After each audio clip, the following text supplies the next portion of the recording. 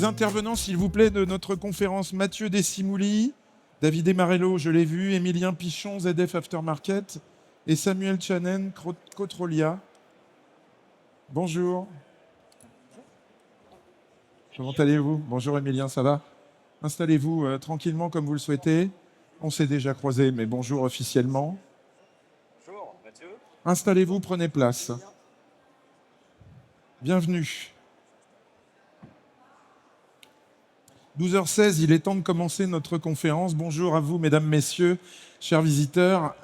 Il faudrait que tout le monde soit s'assoie, soit quitte l'aréna, s'il vous plaît, pour ceux qui ne sont pas intéressés par notre sujet. Merci beaucoup, mais je pense que ça va vous intéresser quand même. Hein. Voilà, je ne chasse personne. Je souhaite juste qu'on ait une audience attentive. Voilà, c'est ça l'idée. Bienvenue donc à cette conférence dédiée au diagnostic et à la maintenance des boîtes de vitesse automatiques et robotisées. C'est un sujet montant, c'est un sujet qui intéresse de plus en plus et les fabricants de matériel, effectivement, et les réparateurs, puisque le taux d'équipement en France monte. Une donnée des 3A Data et de Le Bon Coin nous dit que en 2023, 60% des voitures particulières immatriculées avaient une boîte automatique ou robotisée. Ça, c'est les 3A, hein, c'est pas Le Bon Coin. C'est vraiment le fichier des cartes grises. Plus de la moitié des immatriculations, d'accord. Donc boîte auto ou robotisée. En ce qui concerne le parc circulant en France, on aurait 28% du parc équipé d'une boîte auto ou robotisée. Donc ça, plus d'un quart. Donc ça commence à être très significatif. Et pour la stat de Le Bon Coin, 42% des annonces d'occasion, ça c'est hyper important, sur Le Bon Coin sont avec une boîte de vitesse automatique ou robotisée. Vous voyez, donc Le Bon Coin, c'est quand même un site énorme de petites annonces. Voilà. Messieurs, je vous présente en quelques mots. Tout d'abord à gauche, ah mais on a Gérard Perrault aussi d'autodistribution. J'avais oublié Gérard Perrault. Je suis vraiment désolé. Tu n'es même pas sur... Enfin, je manque à tous mes devoirs. Donc Gérard Perrault, responsable technique d'autodistribution. Ensuite, nous avons Émilien Pichon, expert technique ZF Aftermarket, avec la veste qui va bien. Une petite laine, hein, il ne fait pas trop chaud sur Equipoto, mais il y a du monde, hein, ça occupe. Hein, voilà. À côté de vous, Émilien, on est avec David Marello d'Aisin Europe, analyste produit senior. Merci David d'être là. Bonjour, merci. Samuel Chanen, directeur commercial de Cotrolia, et puis Mathieu Desimouli, expert produits et services chez Classe Équipement. Voilà. Bonjour Emmanuel. Bonjour, merci d'être là. Je voudrais qu'on rappelle tout d'abord les différentes caractéristiques techniques des boîtes de vitesse automatiques et robotisées. David, vous avez quelques diapos à ce sujet? Alors on va les regarder très vite. Hein. Alors une petite introduction par rapport au concept de nos boîtes. Donc une boîte de vitesse, on va dire, c'est une boîte qui possède un convertisseur de couple qui va emmagasiner la puissance du moteur, avec des trains planétaires à l'intérieur combinés avec des embrayages, avec un valve body qui est le cerveau hydraulique de la boîte qui va injecter les pressions dans les différents clutches et commandé par un calculateur. Donc on voit une petite animation qui montre un peu le principe qu'en fonction de l'enclenchement des clutches, va venir fixer certains niveaux de planétaire et ainsi faire varier la vitesse de sortie de la boîte.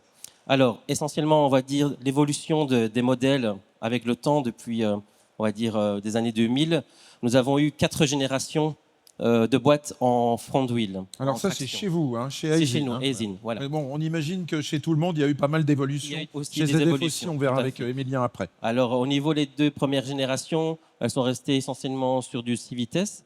Là où il y a eu aussi des évolutions, c'est la 3e génération. Là, on est passé du 6 vitesses. On a du 6 vitesses et aussi on est passé sur du 8 vitesses. Et la dernière génération, 8G, c'est la dernière génération actuelle qui a aussi subi beaucoup d'améliorations. Alors l'objectif de ces améliorations et de ces générations, c'est quoi? C'est bien sûr l'objectif constructeur, c'est de diminuer un maximum les consommations de fuel. Donc bien sûr, la boîte, elle contribue également à cette participation de consommation de fuel. Donc la technologie qui a évolué, c'est la diminution de taille certains composants, mais des composants quand même aussi très sensibles, notamment par exemple les électrovannes qui ont diminué de taille de 30%. Donc les ajustements entre les valves et les sleeves sont devenus de plus en plus fines. Donc ce qui veut dire que également les huiles ont évolué avec. Donc notamment, on peut passer peut-être au deuxième slide. Alors là, nous avons deux types d'huiles dans notre gamme. Donc ici, par exemple, on propose des huiles d'origine sur notre catalogue, la W1 et la W2. La W1, elle est utilisée pour on va dire, première, deuxième et troisième génération. Mais la W2 est à la quatrième génération. Parce qu'on peut voir sur le graphique, la boule bleue, c'est la W1 et la boule orange et la W2. On a 50%, la W2 est 50% plus fluide que la W1. Donc, elle est complètement différente. OK. Donc, on va passer la parole à ZF. Tout à fait. Je ne vais pas plus loin avec vous parce que je ne veux pas faire de publicité. On verra après ce qui vous concerne. On y reviendra. Oula, qu'est-ce que je fais? Il faut que je me remette absolument sur les intervenants. Voilà, je n'ai pas le droit de vous laisser parler trop longtemps. À côté de vous, Émilien Pichon pour ZF. Bonjour. Vous aussi, vous avez plusieurs évolutions de technologie et vous nous rappelez les différentes on a une grande gamme de boîtes automatiques, conceptions. Notamment avec un micro très près du menton. On a toute une gamme de boîtes automatiques aussi à notre catalogue, notamment tout ce qui est longitudinaux. Donc on a vraiment les boîtes 5, boîtes 6, boîtes 8 qui sont longitudinales, avec maintenant donc, toutes nos boîtes 8 qui sont hybridées. Donc on a beaucoup d'évolutions depuis 6-8 ans sur l'hybridation de ces boîtes de vitesse pour répondre aussi aux demandes du constructeur qui veulent proposer l'hybridation intégrée dans la transmission, avec des huiles effectivement qui ont nettement évolué là, ces 5 dernières années, avec toute une gamme d'huiles spécifiques boîte hybride. Mais on a également donc une boîte transversale, donc 9 rapports, donc ce qu'on appelle la boîte chez nous ZF 9 HP, qui va être jusqu'à 9. Jusqu'à 9 rapports. Jusqu'où va-t-on aller? Donc on est passé de la 3 HP dans les années 50-60 à la 9 HP aujourd'hui qui est sortie en 2013. Heureusement qu'il n'y a pas de levier parce qu'on serait perdu. Non, mais effectivement, aujourd'hui, on a des organes qui sont de plus en plus sensibles avec des précisions d'assemblage qui sont de plus en plus précises. Donc, encore une fois, ça va être l'entretien qui va déterminer aussi la longévité de la vie dans son temps, puisque toutes ces contraintes vont nécessiter une lubrification optimale. Si on a une baisse de lubrification, effectivement, ça va être la durée de vie de nos boîtes hydrauliques. On est en train de comprendre que c'est quand même un peu sport, les boîtes de vitesse automatiques et robotisées. Ça ferait presque peur. Gérard Perrault, autodistribution. Alors, autodistribution encadre un certain nombre d'enseignes de réparateurs. Il y a au moins 3000 professionnels qui travaillent sous les différentes enseignes. Peut-être que j'exagère un peu. Non, je ne crois pas. Non, c'est à peu près le chiffre. Un petit peu en dessous. Un petit peu en dessous. Allez, 2008 hors taxe. Allez. Est-ce qu'on doit avoir peur de l'entretien des boîtes de vitesse automatiques et robotisées? Parce que les constructeurs disent « touchez pas, ça vit la vie de la voiture ». Ça, c'est faux. Alors, on considère que c'est faux parce que une boîte de vitesse, ça vieillit comme tous les organes d'un véhicule. Il y a de l'huile. Malheureusement, avec les conditions climatiques, l'usure des différentes pièces en mouvement dans cette boîte de vitesse, dans ces systèmes, altère, je dirais, le bon fonctionnement. Et comme ça a été précisé tout à l'heure, la boîte de vitesse est partie prenante dans la gestion de la pollution, mais pas que, dans le confort d'utilisation du véhicule, mais aussi dans les nouvelles technologies d'aide à la conduite. Donc, je pense que le monde de la réparation et de la maintenance doit se préparer et ne doit pas avoir peur d'ouvrir cette technologie d'entretien dans les ateliers, en tout cas. Parce que c'est très important, ça fait partie de l'entretien de la vie d'un châssis. Mathieu Dessimoulis, chez Classe Équipement, vous avez anticipé la manœuvre puisque vous avez créé une machine qui est très pédagogique et qui fonctionne presque en temps masqué en réalité. Exactement, oui, tout à fait. Alors chez nous, chez Classe, on a à cœur d'être au plus proche des réparateurs. Donc on propose une machine chez nous. Donc bien évidemment, quand comme mes confrères ont pu le dire, la boîte de vitesse, c'est un élément phare pour la gestion, on va dire, de la pollution. Et il s'avère, on a des petites... Je ne sais pas exactement où on en est des présentations. Je ne suis pas sûr qu'on ait grand-chose. C'est pas un problème. Non, je suis désolé, je n'ai pas intégré. C'est ma faute. Il n'y a pas de souci. J'aurais dû. Il n'y a pas de souci. Alors nous, on a à cœur de de casser un petit peu les codes. Parce qu'on se dit toujours, une boîte de vitesse, aïe, aïe, aïe, s'il y a des problèmes, ça coûte cher. Donc on essaye de démocratiser un peu tout ça et d'accompagner les réparateurs à ouvrir potentiellement l'intervention et le marché demandeur. Je veux dire, pourquoi on irait plus entretenir une huile moteur qu'une boîte de vitesse? Alors attention, quand on dit, il faut qu'on soit précis, quand on dit ouvrir, là, c'est pas tout à fait oui, ça. entretenir. Voilà, c'est-à-dire qu'on vient d'expliquer qu'il y a des lubrifiants qui sont spécialisés, produits par les fabricants, ce qui veut bien dire qu'il faut vidanger. Exactement. Et c'est là que vous intervenez. Donc là, on intervient avec une machine. Donc une machine, c'est simple. La nôtre, on va avoir le contrôle tout simplement avec une tablette qui prendra le contrôle de la station avec une antenne Bluetooth. On va accompagner via notre tablette, on a intégré un logiciel. Ce logiciel va guider l'opérateur pas à pas. Vraiment, avec une dotation de base, parce qu'il s'avère que les boîtes de vitesse aujourd'hui, pour aller se connecter dessus, il y a une multitude de raccords. Cette multitude de raccords, il est compliqué de créer ces dotations parce que forcément, un type de boîte qui est monté chez un constructeur, eh ben, potentiellement, chez l'autre constructeur, on aura un tout type d'environnant et de refroidissement d'huile Ça ne sera qui pas standardisé. nécessitera... Voilà, ça ne sera pas standardisé, il faudra utiliser d'autres raccords. Pour accompagner l'opérateur en façade de la machine, on a intégré des faisceaux lumineux, tout simplement pour s'identifier pas à pas pendant les opérations, afin d'alerter à quel moment, à l'opérateur, on se situe dans l'étape. Le but, c'est de travailler, comme Emmanuel, tu me le disais juste à l'instant, en opération un peu masquée. Parce que, bien évidemment, quand on est en opération automatique, il s'avère qu'on ne va pas rester à côté de la machine, attendre que ça se passe. On sait que le temps, c'est de l'argent et on peut continuer à faire autre chose. Au sein de notre machine, la data, on a des procédures que l'on va récupérer, qu'elles soient fabricants ou même constructeurs. D'accord. Tout l'accompagnement pour avoir les emplacements et les visuels de connexion à la boîte jusqu'à le bon niveau en fin d'intervention.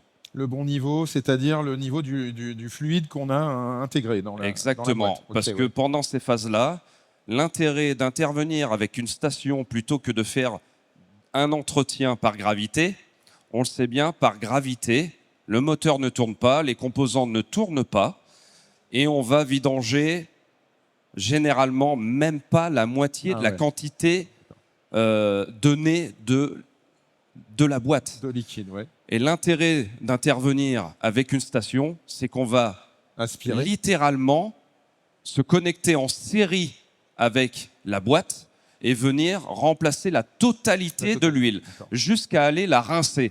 Et c'est comme ça qu'on va faire une opération de qualité. D'accord, ouais. Ok, merci d'avoir précisé. David Emarello, chez Aisin, si on dépasse le... Alors d'abord, vous confirmez bien qu'il faut vidanger une boîte. Alors, oui, bien sûr, on a une position très claire actuellement. Alors, il faut bien faire attention aussi que dans l'univers OIM, donc dans la période de garantie, on conseille de suivre les recommandations constructeurs. Après, maintenant, au niveau... Alors, sachant que chez Stellantis, maintenant, on a rajouté des garanties sur les voitures récemment, jusqu'à 8 ans. Hein, jusqu'à 8 ans. Oui. Les Coréens, c'est 7 ans. Alors, qu'est-ce qu'on fait? Vous êtes en première montre chez les Coréens? Oui. Ah. Alors ici, on est en l'aftermarket. Donc c'est pour ça aussi que dans l'aftermarket, nous, on propose... on est un peu comme Mathieu disait, on est plus proche du terrain. Et on a énormément de questions à ce sujet. Et donc c'est très bien ce type de conférence pour en débattre. Et oui, pour la vidange, pour l'entretien, mais d'une manière préventive et non d'une manière curative. Donc, plutôt, oui, parce qu'on va éviter de tout casser quand même. Oui, voilà. Mais en même temps aussi, parce qu'au fait, on pense toujours que dès que les symptômes commencent à venir, on pense que la vidange va résoudre les problèmes. Donc, Non. ça doit être une manière anticipative et préventive. Et alors, aussi, c'est notre position aussi, c'est d'une manière aussi professionnelle, avec vidange, comme Mathieu expliquait, d'une manière, une vidange par gravitaire, on récupère que la moitié, donc l'autre partie, elle est contaminée. Donc ça veut dire, pour bien comprendre, il faut rincer le système en même temps. Voilà, c'est ça donc notre position, c'est dans les règles de l'art, fait avec une machine, flushée ou rincée, et fait par un professionnel.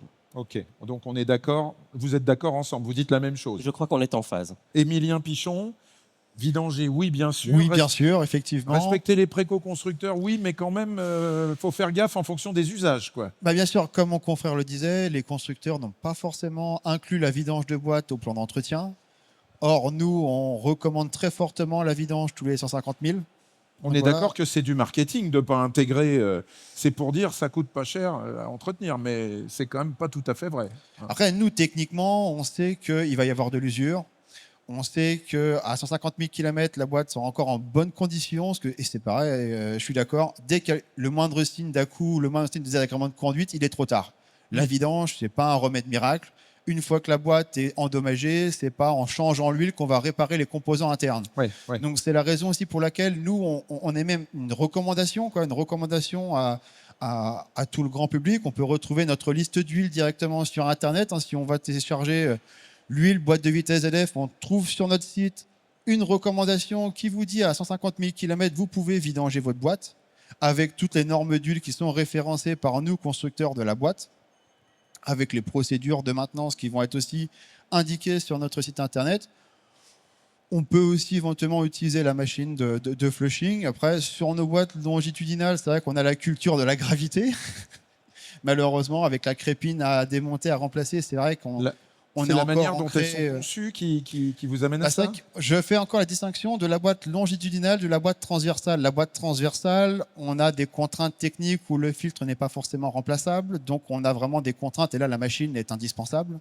Sur la machine longitudinale, comme on doit démonter le carter pour remplacer la crépine, il y a encore un petit peu de questions à se poser. Ça dépend un peu au cas par cas. D'accord. Un entretien courant, si le véhicule est en bon état et que l'huile n'est pas polluée, la simple vidange passe. Après, dès que le véhicule va être un peu trop pollué, là, la machine va avoir un intérêt.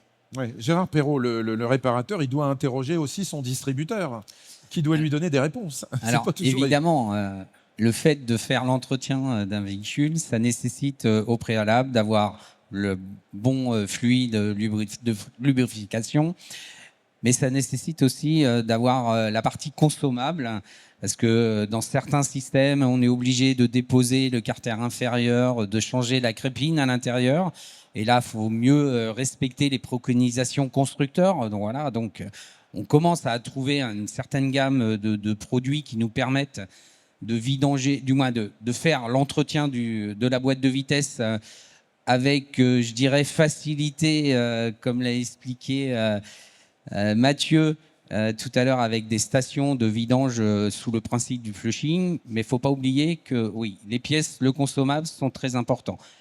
Il y a un autre paramètre qu'il ne faut surtout pas oublier. On parlait que la boîte de vitesse était partie intégrante de la gestion de la pollution. Et nous, on essaie d'éduquer nos réparateurs sur le fait qu'il faut régulièrement, avec l'outil de diagnostic, aller lire les données informatiques de la boîte de vitesse, les temps de passage des rapports, les intensités de courant consommées par les électrovannes. Ça amène beaucoup d'aisance, de compréhension d'un début de peut-être dysfonctionnement de la boîte de vitesse, en tout cas. Ça, c'est les formations aussi qu'il faut avoir pour ça. Hein. C'est-à-dire, on utilise l'outil de diagnostic et on comprend beaucoup de choses. Hein. Les fabricants ont intégré des... il y a des codes défauts sur les boîtes de vitesse. Bien sûr, hein, et là, Samuel pourra rebondir sur ce que je vais dire. Juste après, oui. Et exactement, la boîte de vitesse, elle est pilotée avant tout par un calculateur, par de l'électronique. Donc, on a des préconisations constructeurs de données. On va réévoquer la donnée comme on l'a évoqué sur le chapitre précédent. Mais grâce à ces données et à ces données théoriques de bon fonctionnement, eh bien, on peut comparer les paramètres d'utilisation qui va permettre d'avoir une indication, en tout cas un vecteur de recherche pour déceler un éventuel dysfonctionnement sur la boîte de vitesse. Samuel Chanen, vous représentez la société Cotrolia, dont vous êtes le directeur commercial. Cotrolia, vous allez nous présenter l'entreprise en 2 mots, mais vous êtes là pour nous dire qu'il y a aussi des calculateurs sur les boîtes de vitesse robotisées automatiques et qu'ils tombent en panne. Ils tombent en panne. Absolument. Bonjour Emmanuel, bonjour à tous. Déjà 2 mots sur Controlia rapidement. Absolument. Nous sommes le leader en France de la réparation des organes électroniques avec une gamme de plus de 4000 références. Et donc, il était normal que notre centre R&D s'attaque à la problématique des boîtes de vitesse automatiques, puisque, en effet, ça s'entretient. Ça, c'est la première bonne nouvelle, mais ça peut se réparer également. Et dans une boîte de vitesse, on a une partie, bien sûr, hydraulique, qu'on appelle communément la mécatronique, mais on a aussi une partie électronique, puisque dans chaque boîte de vitesse, vous avez un calculateur, qui est un petit peu le cerveau de la boîte de vitesse, comme le calculateur moteur au système global, qui va calculer en fonction d'un certain nombre de données qu'il intègre le moment optimal pour changer de rapport de vitesse et donc envoyer l'ordre à la boîte de vitesse de changer de rapport via les solénoïdes qui sont les actionneurs d'embrayage. Et donc ça, c'est vraiment une partie importante de la boîte de vitesse, mais qu'on peut réparer. On constate que sur certaines boîtes, le calculateur tombe potentiellement plus en panne que sur d'autres, notamment en fonction de l'âge, évidemment, et de l'utilisation du véhicule. Alors effectivement, donc, on parlait d'usure sur la partie hydraulique, mais il y a aussi finalement une certaine forme d'usure sur la partie électronique, c'est-à-dire que des composants tombent en panne, et à ce moment-là, vous avez typiquement un voyant boîte de vitesse automatique sur le tableau de bord, ou tout un tas de symptômes, des défauts de communication, des problèmes de démarrage, des consommations anormales également. Mais ça, ce sont des symptômes qui, avec un bon diagnostic, avec des experts comme par exemple dans le réseau autodistribution, vont pouvoir orienter vers une solution de réparation de boîte de vitesse. D'accord. Gérard Perrault, commentaire là-dessus. Donc, Non, le diagnostic, vous en parliez, c'est complètement faisable. C'est totalement faisable et réalisable. Et je pense que chaque professionnel aujourd'hui doit afficher cette compétence dans son organisation. Et je dirais qu'à chaque entretien du véhicule, à partir d'un kilométrage, voilà, somme toute raisonnable, on ne va pas parler de mesures de dérive à 20 ou 30 000 km, mais on va commencer à surveiller, je pense, les paramètres de la boîte de vitesse à partir de 100 000 km, pourquoi pas, et de se dire que ça devient une veille qu'il faut avoir pour essayer d'avoir un entretien prédictif sur cette voiture. Et sur le véhicule, c'est très important ça. Samuel Chanen. Et effectivement, on a des symptômes qui sont assez classiques comme les blocages de passage de rapport, mais on a aussi des symptômes qui sont beaucoup moins évidents et là, il faut effectivement cette expertise. Donc on a développé une gamme de 18 références aujourd'hui sur 15 marques différentes de réparation. On va réparer typiquement les DSG6, DSG7, toute la gamme des DQ, 200, 380, 500, etc. On va réparer les gammes Mercedes. DSG, on voit bien, c'est le groupe Volkswagen. DQ, c'est Stellantis. Alors non, DQ, c'est la finition de la référence, si on peut dire. Oh là là. Donc là, on est bien dans le groupe VAG, puisque les marques allemandes ont été les premières à déployer les technologies de boîte de vitesse automatique. Absolument. On a aussi des réparations sur les produits de chez Mercedes, les 722.8, 722.9. On va aussi réparer les boîtes Siemens du même constructeur. Chez Renault, on va réparer la Getrack DC4, qui est un produit qui pose beaucoup de difficultés, qui tombe énormément en panne. Donc là, on va faire une réflexion complète de la partie électronique de cette boîte de vitesse et on va s'attaquer à des produits comme la DuraShift chez Ford. Mais la liste est déjà très longue puisque 18 références, c'est 18 problématiques qu'on est en capacité de résoudre. Et ce qui est assez intéressant sur la boîte de vitesse, c'est qu'on est vraiment sur un produit qui est très économique puisqu'on a un rapport de 1 à 4 entre le prix de la boîte d'origine et le prix de la solution de réparation. Déjà, oui, bien sûr. Une boîte neuve, ça va valoir 2 000, 3 000, 4 000 euros. En sachant qu'il va falloir appairer le calculateur quand même. Alors non, il provient du véhicule et il retourne sur le véhicule. Effectivement, Finalement, dans le cadre de la réparation, la boîte donc est déposée du véhicule. On la récupère par un système de box qui est géolocalisé, sécurisé pour protéger la pièce puisqu'elle a quand même une valeur faciale importante, même en occasion. Et puis ensuite, nous, on répare cette pièce, on la renvoie aux professionnels pour qu'ils puissent tout simplement la remonter sur le véhicule. Il n'y a pas de souci là-dessus d'appairage, justement, je vous repose la question. Non, pas de souci d'appairage, on est sur du plug and play. Ok, très bien. Vous aviez autre chose à nous dire? Réparation et maintenance, on est bon. Ah bah si j'avais du Class, mais comment est-ce possible? Vous avez une diapo commune avec Class, Davidé. Je vous autorise à en parler. Voilà.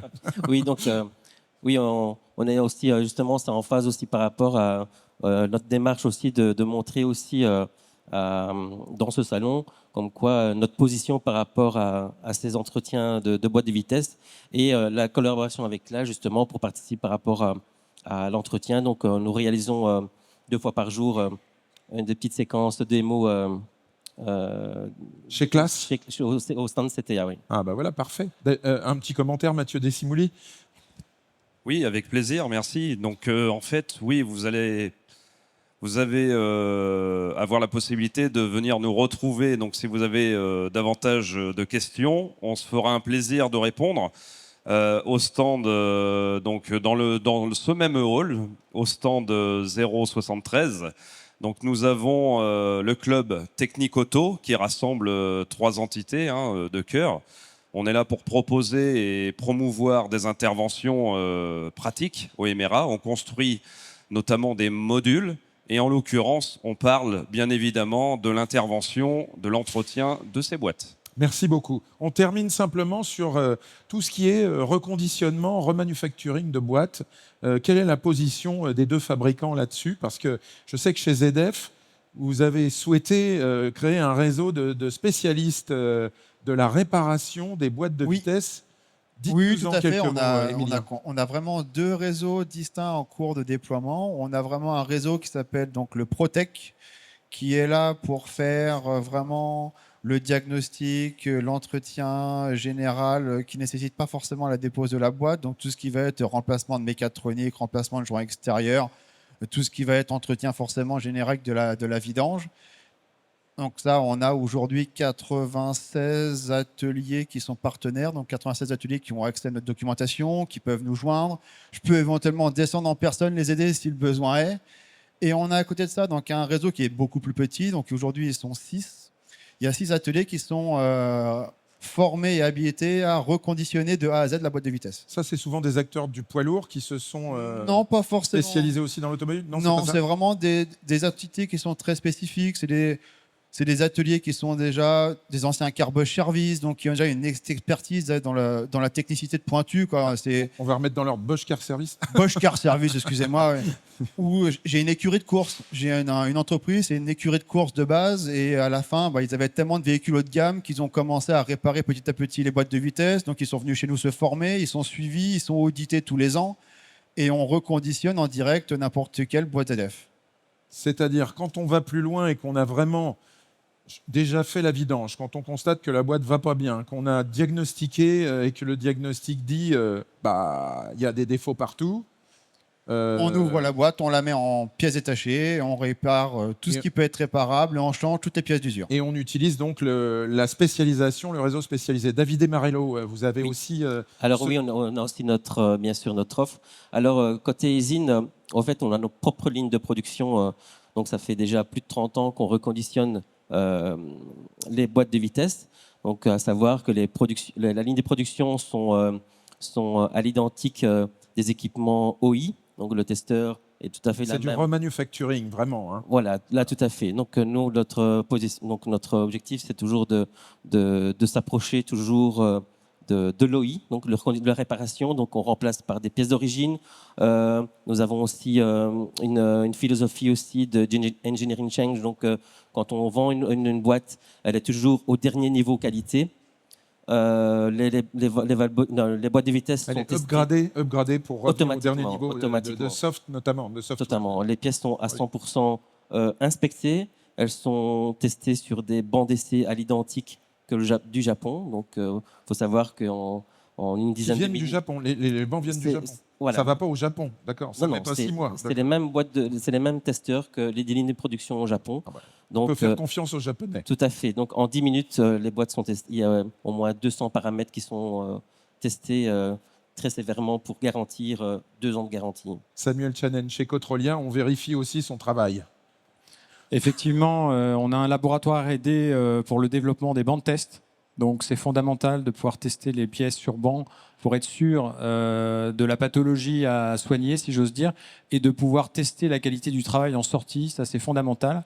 Et puis je voudrais ajouter que le vieillissement du parc crée vraiment une opportunité business pour les professionnels, puisqu'aujourd'hui, que ce soit de la réparation, du reconditionnement ou du remanufacturing, il y a une économie à la clé très importante.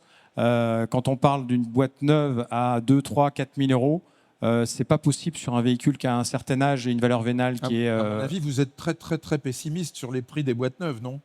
Je sais pas, hein, ça doit coûter des fortunes. Alors ça dépend ce qu'on remplace, en effet. Mais du coup, il y a une demande qui est grandissante pour des solutions alternatives. Absolument. Et ce marché-là, il faut que les professionnels s'en emparent, puisque c'est une source de business et de marge très importante. Absolument. Merci messieurs d'avoir précisé ce sujet. On peut applaudir nos intervenants, bien sûr. Merci à vous, public. Et bien sûr, chacun d'entre vous, messieurs, vous attendez la visite de chacun d'entre vous, public, sur le stand, sur vos stands pour préciser les choses et proposer vos solutions. Excellente journée à tous sur Équipe Auto et bon appétit. Merci Emmanuel.